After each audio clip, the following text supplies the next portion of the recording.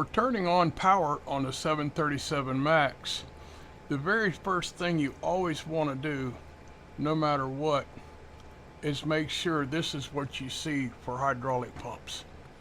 You want to make sure that both of the electric pumps are turned off and the engine pumps are turned on. This will make sure that you do not have a pump come on when you turn on power. Now, so to start power on the airplane, we made sure that the hydraulic pumps are turned off.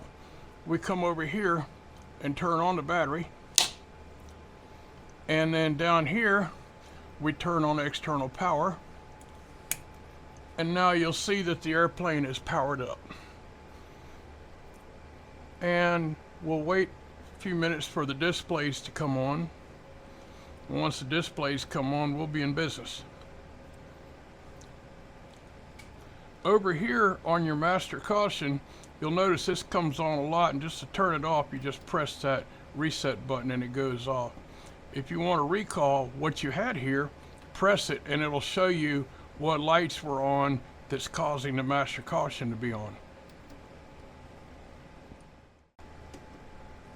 Okay, prior to starting any engine, we always do a fire test. And so we come over here to this switch, move it to the left, and we're checking for fault and NOP test. And then we come over to the right side and we check it for the actual fire test. And you get the bell. You can cancel the bell by pushing the cutout here, or you can push the fire warning on the P7 panel. The nice thing about this is you're testing both engines and APU at the same time.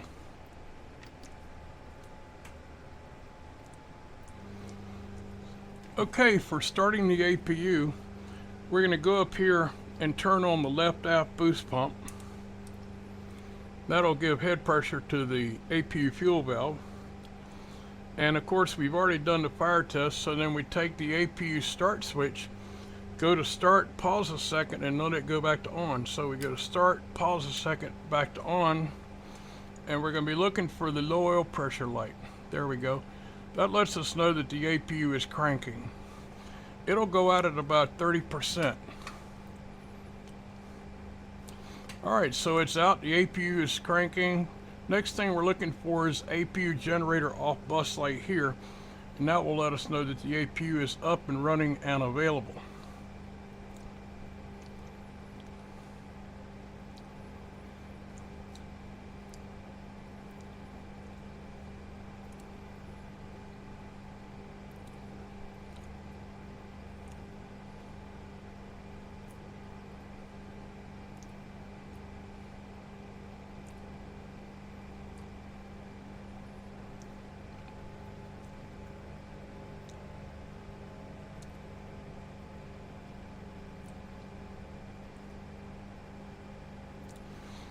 Okay, so the APU generator off bus light is on.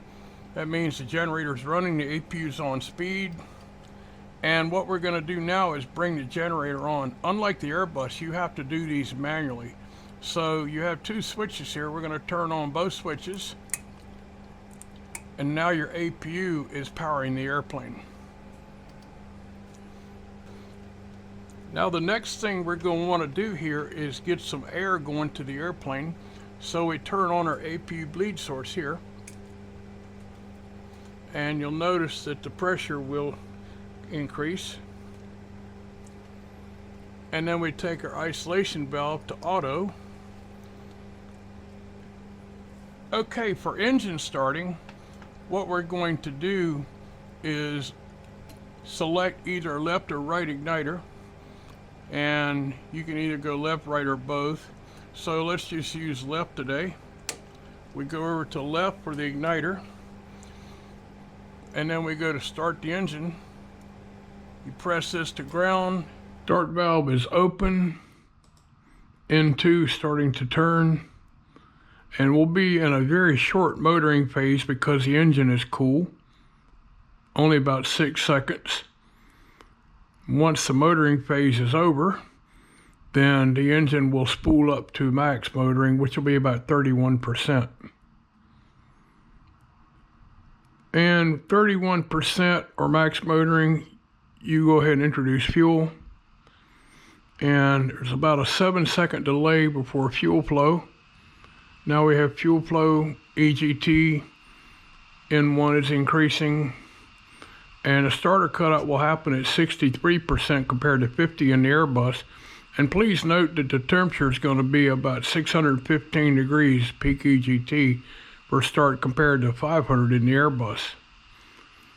So we got about 10% more to go and we should be there.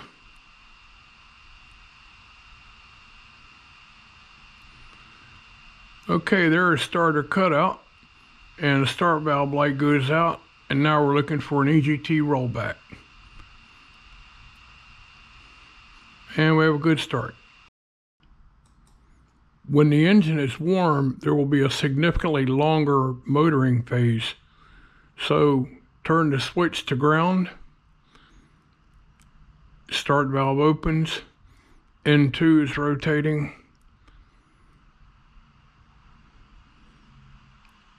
and we have the motoring light on. Looks like oil pressure's waking up. Now, one thing you will notice is it is going to motor for probably about a minute and a half because the EGT is pretty high.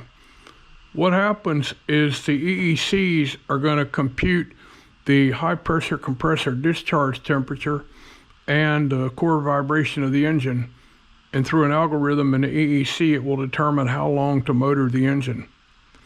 One thing to note is Boeing and GE also figured that people might get impatient and want to blow off the motoring phase. And so what happens is it will not allow fuel flow nor ignition until it is out of the motoring mode. So no matter what, you have to go through the motoring mode.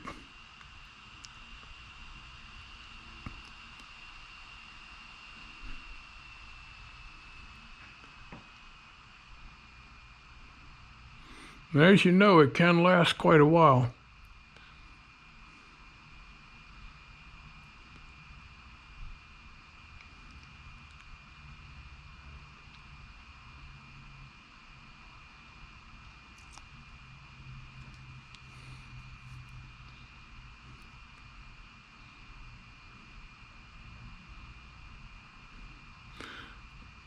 Okay, it's out of motoring mode now.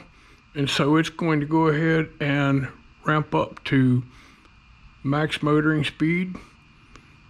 And then we introduce the fuel. And about 7-second delay, and then you will have fuel flow. There we got fuel flow, EGT, fan speed rotation.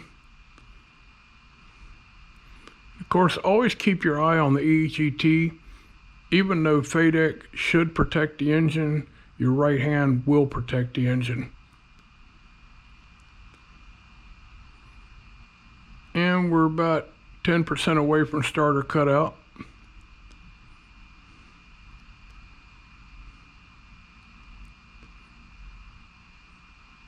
And there's starter cutout.